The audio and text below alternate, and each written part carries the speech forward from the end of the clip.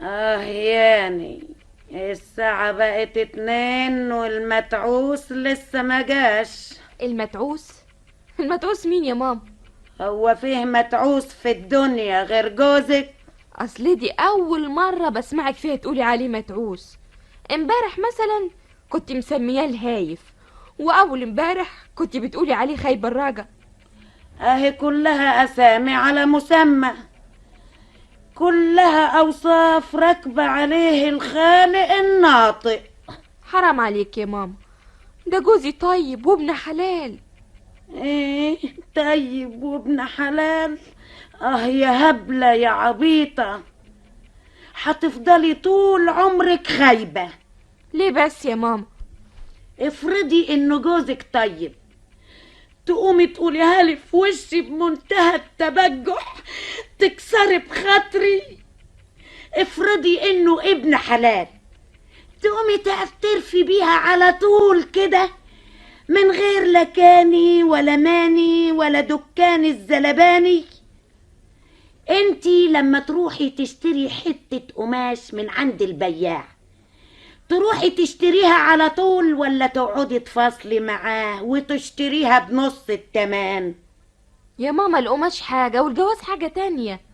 لا يا مغمضة، فتاحي.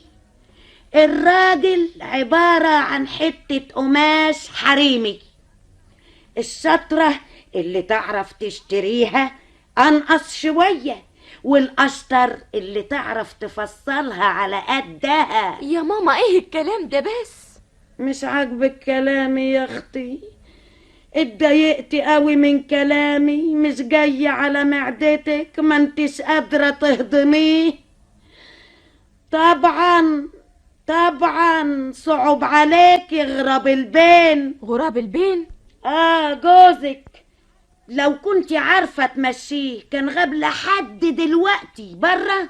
ما غابش ولا حاجة يا ماما، ده بيخرج من الشغل الساعة 2 ودلوقتي يا دوب الساعة 2:05، يعني ملحقش ينزل على سلم المصلحة. يا خيبة، يا لبخة، هما ال5 دقايق شوية؟ 5 دقايق، 5 دقايق، 5 دقائق. مين عارف بيعمل ايه دلوقتي؟ قال يا مأمنة للرجال يا مأمنة للمية في الغربال. يا ماما حرام حرام، دول 5 دقايق. وماله؟ انا لما شنكلت ابوكي وخليته يتجوزني ما خدش في ايدي 3 دقايق. اسمعي، لابد وضروري ومن كل بد اول ما يجي لازم تتخانقي معاه. لكن جوزي ما عملش حاجة تخليني اخانقه. برضه لازم تخانقيه، مش هتخسري حاجة لما تخانقيه. قواعد الزوجية بتقول ان الزوج يعتبر خائن حتى تظهر براءته. يعني عايزاني اخانقه من غير سبب يا ماما؟ وش عرفك انه من غير سبب؟ انت عارفة جوزك بيعمل ايه لما بيكون برا البيت؟ طبعا لا. خلاص، لابد يكون فيه سبب وانت مش عارفاه. خانقيه وهو يدور على سبب يقولهولك. لو انت عايزة تشيلي الدنيا كلها فوق دماغك، اولا تخانقي جوزك وثانيا تدوري على السبب اللي هتخانقيها عليه، لا ده يبقى كتير. اهو جاي يا ستي. اتبيني اتمغصت. نهارك سعيد يا مراتي يا حبيبتي. نهارك سعيد يا جوزي حبيبي. اهم. ايه وحشتيني قوي يا حياتي. وانت كمان يا روحي. اهم. انا حاسس بشوية برد جايين من ناحيادي. برد؟ يا عيني يا حبيبي، احط لك لزقة؟ لا يا ستي، كفاية اللزقة اللي قعدنا هنا، لزقتين في البيت توجع. الله، مين؟ حماتي. اهلا اهلا ايه لا يا شيخ، يعني انت الصدف نواضرك ما انتش شايفني؟ لا مؤاخذة يا حماتي، لا مؤاخذة، العتب على النظر. معاك حق، داخل كده زي السواق لعمة، زي السواق الأطبش، لا سعيدة ولا حتى تعيسة. انا اسف يا حماتي، نهارك سعيد. ان شاء الله ما تشوف ريحة السعادة. اللهم اني صايم. خد اغسلي لي المنديل ده يا سميرة، خلينا نقصر الشر. حاضر. نعم نعم، بتؤمر وتنهي كده ليه في بنتي يا سبعجر؟ لو انت اشتريتها جارية، لو انت واخدها اسيرة، ما تجيب لك يا ضنايا غسالة تغسل لك حاجتك. عاجبك كده يا سميرة؟ يا ماما. ايه ماما؟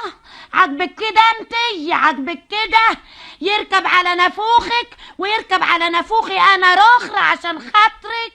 يا ستي دي مراتي وانا حر فيها. حر فيها يعني ايه يا اللي ما عندكش ريحة الفناس؟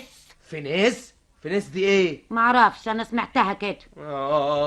يعني عايزاني اغسل المنديل انا بنفسي؟ قولي، هو منديل مين فيكو؟ منديل يا ستي. خلاص تغسله انت. الله، ليه بقى؟ كل واحد مسؤول عن ممتلكاته. ايوه يا ستي، لكن دي مراتي والزوجة لازم تغسل وتطبخ وتكنس، هي كلها ممتلكاتي. الكلام ده كان زمان وجبر، ايام الفوضى، ايام اليغمة. لكن دلوقتي الست زي الراجل، لازم الراجل يتعاون معاها. يتعاون معاها في الغسيل وفي الطبيخ كمان.